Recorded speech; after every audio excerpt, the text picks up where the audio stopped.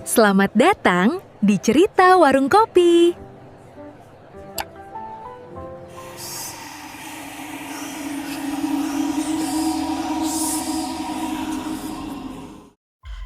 Di episode sebelumnya kita sudah melihat Udin karena ingin cepat kaya memilih jalan pintas dengan berjualan seblak dari bahan-bahan busuk. Udin ingin mendapatkan keuntungan sebanyak-banyaknya dan benar saja, baru beberapa bulan berjualan, Udin sudah bisa merenovasi warung seblaknya dengan sangat mewah. Namun, semua kejahatan itu pasti memiliki muara. Keserakahan telah membutakan mata Udin. Korban mulai berjatuhan. Beberapa orang yang makan di warung sebelah Udin mulai merasakan ada yang aneh dari sebelah Udin. Tidak hanya itu, keserakahan itu telah membutakan mata Udin. Ia lupa racun yang ia tebar di warung bisa saja terbawa ke rumahnya sendiri.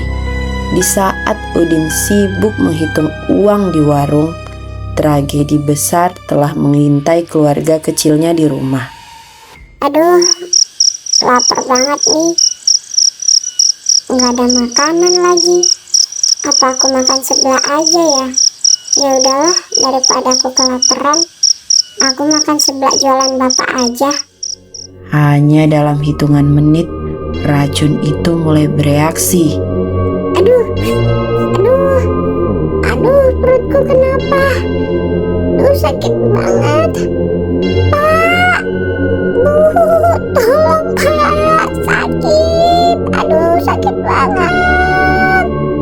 Anak mereka berteriak meminta tolong, namun tidak ada tetangga yang mendengar. Sampai akhirnya anak tersebut jatuh pingsan. Lalu tiba-tiba Asih yang harus mengambil bahan untuk berjualan pulang ke rumah dan melihat anaknya sudah dalam kondisi yang menyedihkan. Astagfirullah, Dek. Kamu kenapa, Nak? Ya Allah, Dek, astagfirullah. Tolong. Akhirnya anak Udin dan Asih dibawa ke rumah sakit. Namun sampai di rumah sakit, dokter menyatakan kalau anak mereka sudah tiada. Ada yang lebih tragis daripada sekedar kehilangan anak sendiri. Ya, matinya hati nurani Udin. Kehilangan anak tidak membuatnya merasa menyesal sama sekali. Dia merasa itu adalah takdir yang sudah seharusnya terjadi. Walau sudah kehilangan anak sendiri, Udin tetap tidak bertaubat. Dia terus berjualan seblak dengan bahan-bahan yang sudah tidak seharusnya digunakan. Ia menganggap kehilangan anaknya sebagai angin lalu. Kang, lihat Kang, anak kita Kang. Dia makan seblak jualan kita Kang. Ya semua gara-gara Akang. Kalau aja Akang tidak berjualan dengan cara curang, tidak akan terjadi seperti ini Kang. Udahlah Asih, jangan berisik. Umur siapa yang tahu sih? Ini udah takdir. Dia dipanggil di luar, ya takdir. Mungkin emang jatah hidupnya cuma sampai sini. Lagian, aku kan udah bilang sama dia, sama kamu juga, jangan makan sebelah itu. Tapi dia ngeyel, ya udahlah. Salah sendiri kan? Astagfirullah Kang. Tega sekali Akang berbicara seperti itu Kang. Akang yang udah buat anak kita seperti ini. Akang penjahatnya Kang. Diam kamu.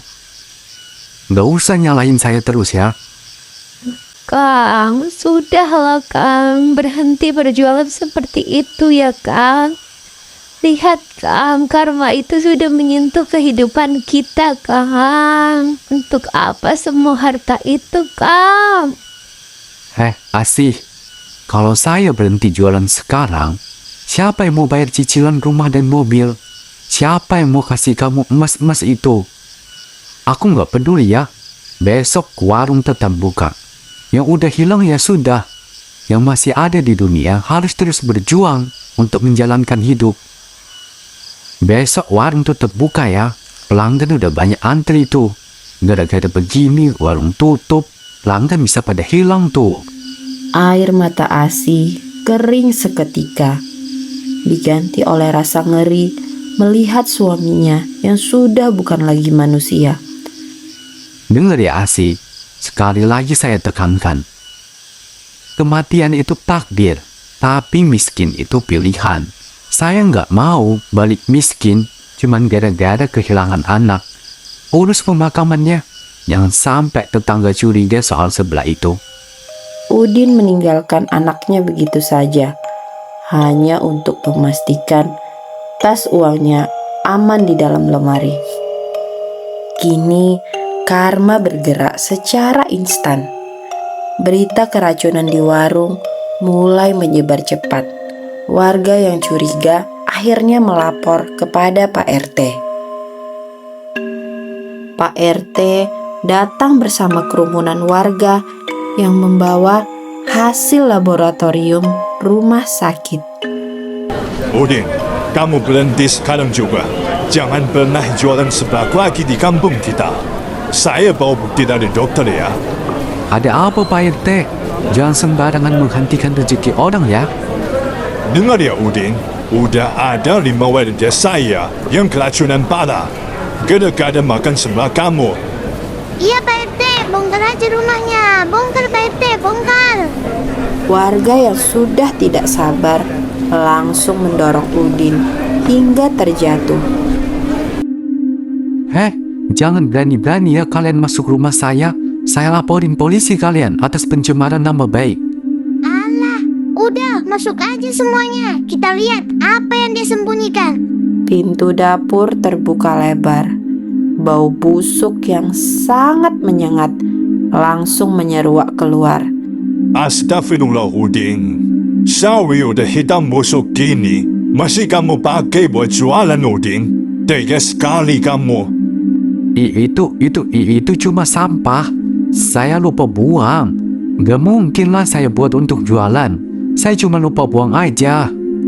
Warga menemukan panci besar berisi kuah seblak yang sedang mendidih. Di dalamnya terdapat potongan sosis yang sudah busuk dan mengeluarkan ulat-ulat kecil. Kalau kamu bilang itu sampah dan lupa dibuang, lalu kenapa panci ini isinya sayur busuk semua, Din? Tega kamu ya, Din. Kita ini tetangga kamu. Kamu kasih racun. Kita beli seblak kamu mahal-mahal loh. Tapi kamu kasih kita bahan kayak gini, Din. Diam kalian semua. Kalian semua cuma iri kan karena sekarang saya udah kaya. Saya cuma pengen sukses seperti orang lain. Saya capek hidup miskin.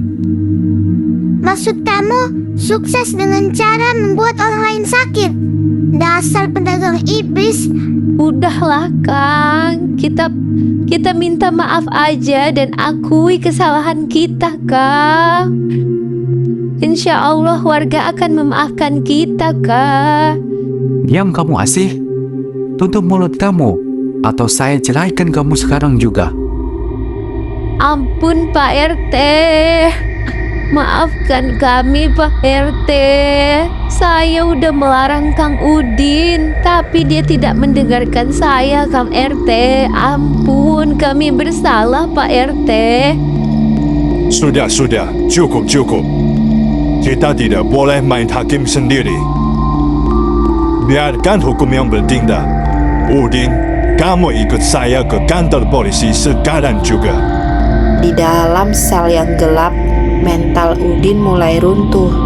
Setiap dia ingin makan, penglihatannya berubah menjadi sangat mengerikan. Dia merasa makanan yang diberi penjaga selalu dipenuhi ulat. Ini jatah makan kamu. Dimakan ya. Jangan dibuang-buang. Pak, tapi Pak, ini nasinya penuh belatung Pak. Bapak mau meracuni saya ya? Ini belatung semua Pak. Apaan sih kamu? Ngaco kamu. Itu loh, nasi putih. Jangan main-main ya.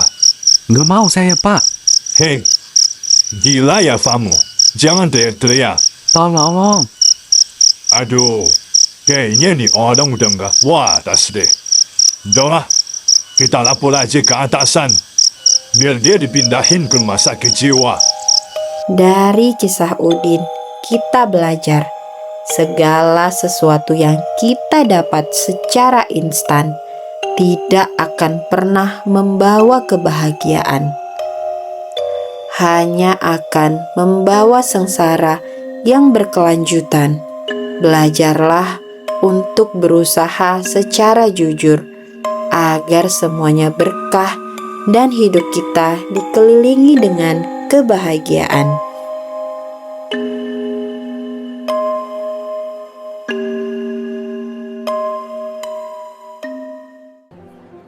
Terima kasih sudah menonton. Tunggu cerita selanjutnya.